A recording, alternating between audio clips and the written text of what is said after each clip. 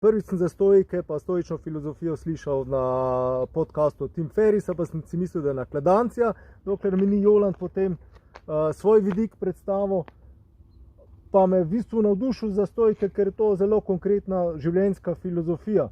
Zdaj pa mene zanima, kaj je zate sploh stoična filozofija ali pa filozofija stoikov? Kako bi ti povzel njihova učenja? Čisto na kratko je to, da najprej so oni ful praktiki. To, kar mene zanima pri njih, je ta zelo praktičen del, njihovi ezoterični nazori. Tisti ezoterični nazori, tle se jaz ne najdem. Pač je treba vedeti, da smo šli toliko naprej, bla, bla, bla. Oni so recimo verjeli, da je stvarstvo teleološko, da ima nek namen. Tega pri meni ni. Okay. Praktičen del je pa pri njih tak, da po domače povem, če filozofijo ne moreš uporabljati v vsakdanjem življenju, pač je brez veze, pa je to neko prekladanje besed in je to to. Tako da reči, da jaz poznam stoicizme z nekega akademskega, to ne, sem bral njihovo zgodovino, pa zgodovino je tako. To so neke legendice, ki jih ni treba preveč resno jemati.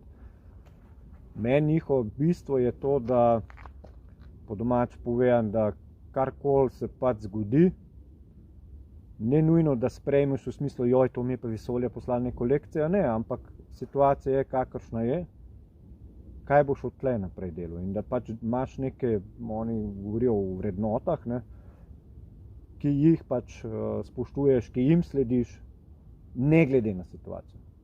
In to je najbrž tisti najbolj težek del pri njih, ker pač v tem smislu so neizprostni.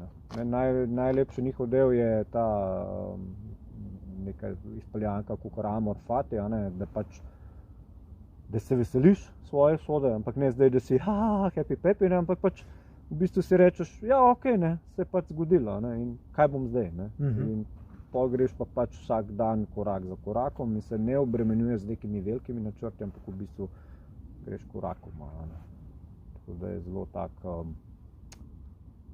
zelo hands-on, zelo praktično, ni nekega, vsaj po moje, pa tudi jaz jih pa ne vidim kot neke zagrenjence, ko jih nekateri slikajo kot upper stiff lip, temu rečejo, moraš držati, meni se ne zdijo, pa kakor da naj bi kao pobrali, pač če si ta prav stoik, karkoli že naj bi to pomenilo, da pa si pa kao ne znaš uživati v življenju.